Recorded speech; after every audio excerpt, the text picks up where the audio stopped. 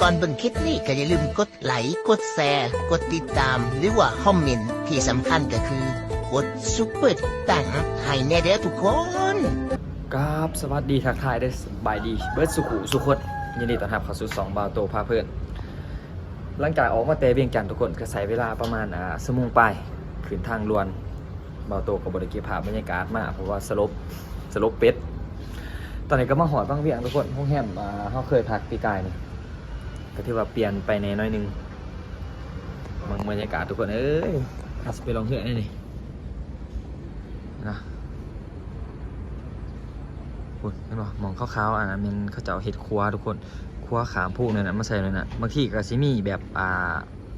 เขาเอิ้นมาอีสังกระโดดลงแต่ครัวนะมีเสือกมัดขามัดแขนเท่าอย่างสินะแล้วกระโดดลงนะแบบไพ่มาคว่ำขาถ่ายหวาดเสียวงามขนาดทุกคนเลยนี่ดูอันนี้มันครัวมันขายเนาะครัวน้ำส้มเขาลองเหือมาจะเดี๋ยวบอกบอตูก็ต้องเสียออกไปลองเหือเดี๋ยวเก็บภาพบรรยากาศการลองเหือมวนๆให้ทุกคนเบิ่งก็ปีละเทื่อบางคนบางเวียงบอกว่าจะไปเมืองเฟื่องกับบมวนคือบางเวียงทุกคนเพราะว่าบางเวียงมันมีน่าสนใจหลายกว่าก็คือเมน1ลองเหือแน่2ปีนผู้ปีนผาแน่มาไพ่มักชมวิว3ในการเมนขี่พวกบอลลูนแน่พารามอเตอร์แน่เดี๋ยวว่า4เป็นดินน้ำอยู่ถ้ำเนี่ยถ้ำจังบ่ตัวกับจือมืออื่นพวกไอโซพนายังมาจึงสิพากันไปพุ่นแต่ว่ามื้อนี้เฮาบินเวลามันยังหลายเฮาก็จึงสิไปลองเรือเอาก่อนพาพอสมใจไปลองเรือหินมอนๆทุกคนบรรยากาศก็โอเคเลยทุกคนห้องแฮมบ่โตอยู่ก็แม่นชื่อว่าห้องแฮมแกนวิวบริไทยทั้งหลายบริษัทห้องนึงก็ประมาณ350,000 กีบเฉพาะเมนโซนนี่ทุกคนเนาะโซนพวกบ่โตถ้าว่าโซนคือโซนนี้เนาะมันจะเป็นติดระเบียงเนี่ยเห็นวิวธรรมชาติเมนห้องนึง500,000 กีบตกเป็นเงินไทยก็สิประมาณ600หรือ700 บาทเนาะทุกคนประมาณ600-700 บาทคืนนึงบรรยากาศบางอย่างทุกคนโอ้ยงามเสานี่แมงมวนอันนี้แม่นน้ำมันลงเนี่ยทุกคนน้ำใสน้ำลงเนี่ยถ้าอันนี้แม่นสำเร็จแม่นเข้าใจว่าประมาณอีกปีหน้าปีหื้อเดียวมันจะมีลิฟต์ขึ้นน้ำเลยทุกคนนะมีลิฟต์ขึ้นแล้วก็จะยางมาคว้านยางมาชมวิวชมยังหรือว่าภายมาความสะถ่าถ่ายโหลดบาดเซียวกับแม่นสามารถโหลดทุกคนเดี๋ยวไปเจอกันตอนลองเหือเลยเฮาจะเกียมเครื่องเกียมกองก่อนทุกคนตอนนี้ก็พากันมาหอดหม่องจุดปล่อยเหือประมาณ5 กิโลทุกคนเราจะลองแต่จุดนี่ทุกคนจุดนี้เขาจะมาปล่อยเหือลงนี้ขี่มาแต่หม่องเขาพักก็ประมาณ6 กิโลบรรยากาศทุกคนเนาะ4 โมงแดงนี่งามขนาดน้ำกับพอดีบกเบ๊ะไป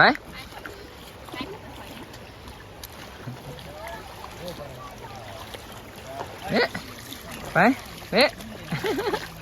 มึงจะใส่กันเลยไปมึงโอ้ย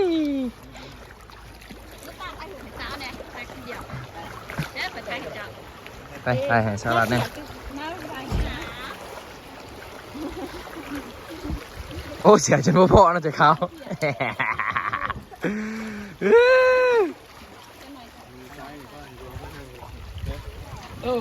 เคยหัดแต่ฉัน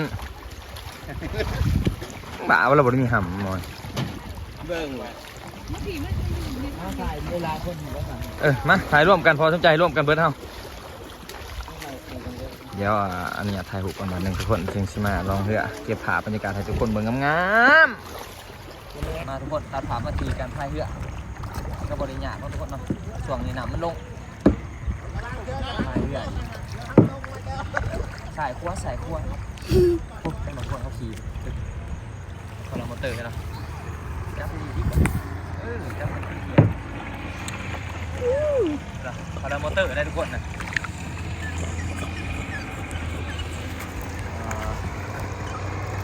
ยังมีสั้นยังสั้นทุกคนเลยเข็มเบโอ้มันยังมาทางไหน ที่ผ่านบรรยากาศเลย พอสนใจก็อยู่คนไหนทุกคนมีเขียวขาว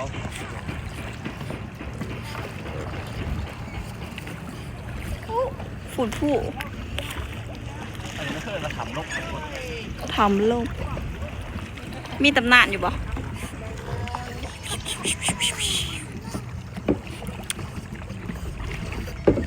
ใจเย็นเบ๊ใจเย็นน้ำฟอง นิต้าฮัลโหลเลยกองบะบิ๊กผมเป็นกองบะโต โตมันอยากมาทางหนาโต ไปเนาะ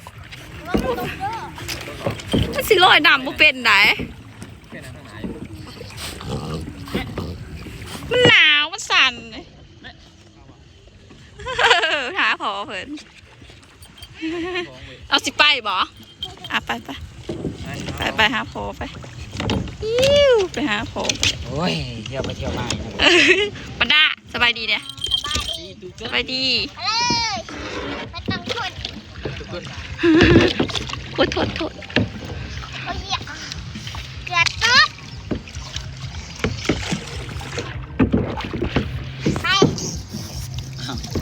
ไป แม่นได้ซื้อบ๊อบ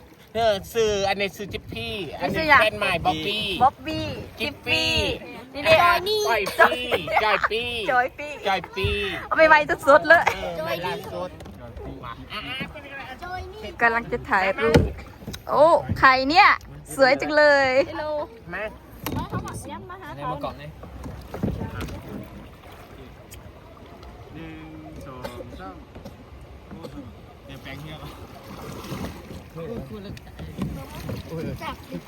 เป็นอย่าง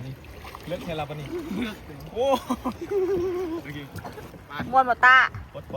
ตั้งมาตัว เมยตูนี่เด้อเมยตู เมื่อยตูเนี่ยเด้อผู้ใดสิลง โอ้ยผู้บ่าวนี่จับตาผู้บ่าวได้นี่ ลงมาลิ้นน้ำกันป่ะ อ๋อถ้าอยู่ลิ้นถ้าจะไปเลยจะบ่าวข่อยมาคนเดียว เปลี่ยนบ่ตาเปลี่ยนบ่จอยนี่ ใจนี่ ผูเบ้ผู เอามาบ่ ถึงมาเอาเบ้เอาผูเบ้เปิดมันนะเห็นไหม มันก็เปลี่ยนเลยอยู่เนาะ ไปหยัดมา เออ ถามมั้ยชายจะที่นั่งหนาวได้ไหมที่นั่งหนาว อะถ่ายคลิปดิ เห็นไหมโอ้โหเหมือนดูทุกคนเปลี่ยนไปเปลี่ยนมาอยู่หอดเธอเลยได้ปะเนี่ยหอดต้องแฮมเลยนะมาลงเลย ขอเล่นเลย บอกจับไป จอยนี่ ระวังตุกด้วยนางมินจะทำมาอีกข้างที่ได้ แหมไปทุกคนไปลุยต่อ จะถ่ายข่อยก็บอลรถคือข่อยถ่าย มันจะได้สาวทิฟฟี่ยาดีวัดได้ทุกคน จอยจี้จอยจี้นี่จอยนี่นี่ เจ้าเขามันเปลี่ยนเป็นซื้อทิฟฟี่คนเห็นเมื่อเห็นผู้บ่าวโอ้ยอะไรเงี้ย โอ้ยอย่าเบ้านะจุดรถเกิดมาเพื่อจะได้เจอเนื้อคู่นี่ เออ เพราะว่าจะสิงด สิงดานบ้านนี่เลยอุ้ยตายแรกคือโทรศัพท์มาโอนไว้อยู่ได้มือนี่ฮะ ำโอนไปอยู่ โอนไว้อยู่ โอนเลยสแกนเลยเห็นไหม เราจะพากันหอดจัง พี่ว่าให้เราเนี่ยสแกนเลย ที่อย่างก็หอดจะสแกน เคมเบะ เคมเบ เคมเบะ เคมเบ ซื้อคือการ์ตูนตัวนั้นดิตูนเดมอน เคมเบ จอยนี่ พี่สิง ลัตตี้ ต้องปากแล้วมาโตเด้อซื้อจอยแอบบอกแม่ซื้อยังจิ๊บปี้ ฟรี ไอ้จอยนี่ แค่ว่าเดิ กิน น ไอ้ทุกทีนามสกุลนะ ปกติแถวบ้านเอิญไอซิงเนี่ยทุกคน ซื้อจอยนี่กินไอ้ทุก ปกติแถวบ้านเอิญไอซิงมาแถวน้องๆนี่เอิญกิฟฟี่ อันตราย กิ เด้ ฟ อ ฟี่เชอรี่เพื่อน นา ว่า มาเคมเบะ อันนั้นรัดเอาโทรศัพท์ไปก่อนมันนั่นน่ะเก็บ ไป โทรศัพท์ ไป ไป ไมเฟนแลนด์แมนบอกพอสนใจเขาจะบอกข้อติดมาจะไหนภาษาอังกฤษบอกข้อติดมาจะไหนแลนด์บอก เด็ดไหมจ๊ะ ฮัลโหลแดน my friend ขางดิทุกคนปาติฝรั่งเละเละ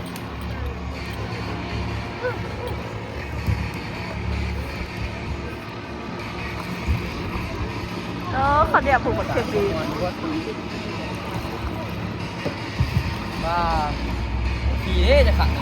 แต่มันแพงหลายทุกคน ผัว แล้วมันก็บ่สมเหตุสมผลนั่นแหละราคาก็ประมาณ15 นาทีต่อ1,300,000เนี่ยประมาณนี้ต่อโตถามเขาเจ้านะก็สิตกอยู่ประมาณ$60ตีเป็นเงินดอลลาร์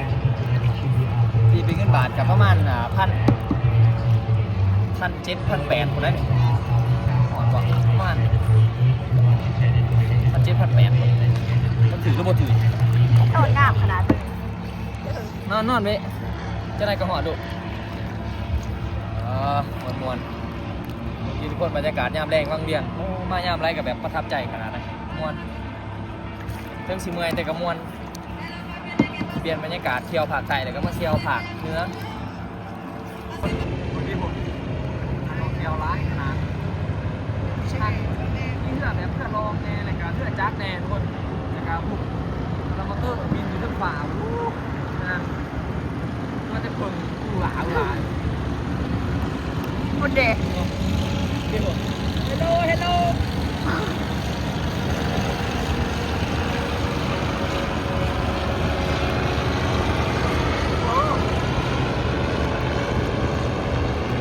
เป็นไรอะ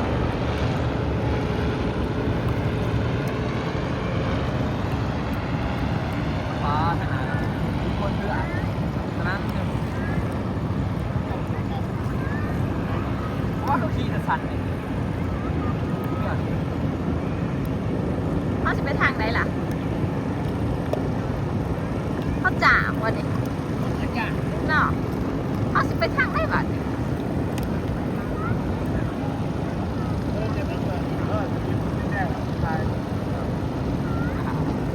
ฮัลโหล จะมาเห็นข่อยเองเม็ดเองเลย ว่าอยู่ตุย ดีบอดดีปุ่มแดงอ่ะดีปุ่มแดง มีปุ่มแดงพอ แดงอ่ะ โดย แล้วก็มีเป็นบอมมุมหัวมืออ่ะมึงมดอ่ะนี่บอ โดย ทางนั้น โอเค รถแต่รถทุกแน่ครับว่าใช่ แดง คุณนี่บอลลูนจะทางคุณ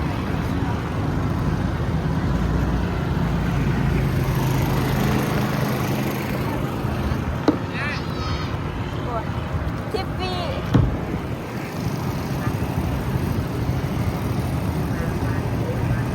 ฮัลโหล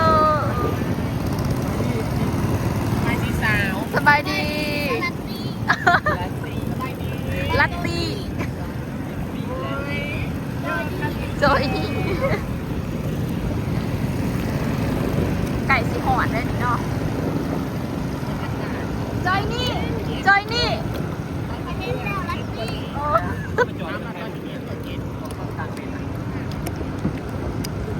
ลัตตี้ เขามีซื้อเลยไงลัตตี้จอยนี่วัดจะโดนซื้ออย่างกระโดนลี่เนี่ยได้เหรอ เห็นไหม เก็บเบ เบ๊ะ เนี่ยมากซะ เออ เบ๊ะ ไอ้ใจมันจะให้เขา เออ แมน ไปอยู่นอกมันโซ่ กินหน่อยได้เบ๊ะ กูได้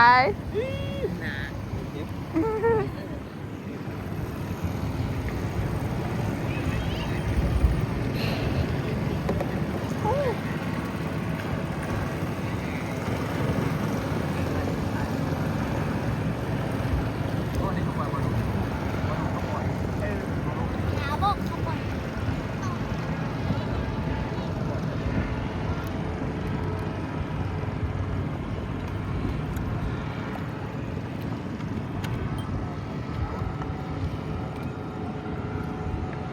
ตำจอยนี่เลย จำได้ลัตตี้ เด้กูใช้เขาจัดการเจ้า ลัตตี้ เออ เจปปี้ แฮปปี้ ผมเพื่อนนี่ก็ยุบบ่อยเข้ามาเพื่อนคนหนึ่งเท่าไหร่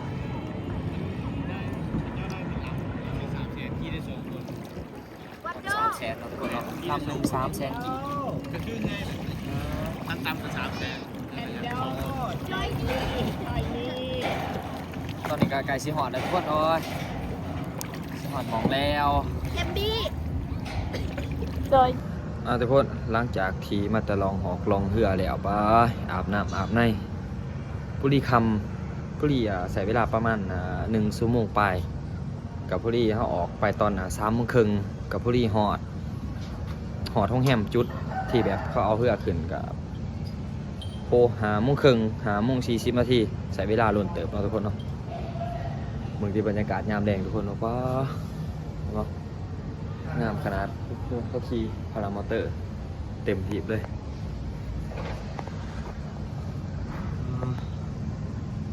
เนาะเป็นดำนี่แม่นเมื่อไรทุกคนนี่นะครับงามบ่บรรยากาศงามเลยมันจะหย่อนแสงเด้อทุกคนนะงามเสานี่ให้งามเขาเจ้าวะเพราะว่ามันมีหมอกลงนะทุกคนเดี๋ยวบอโตตื่นเสาเดี๋ยวมายางรอดิไปที่สียางไปเลาะตลาดนะเขาว่าตลาดบางเวียงสวยงามดีคักเลยโอ้คัก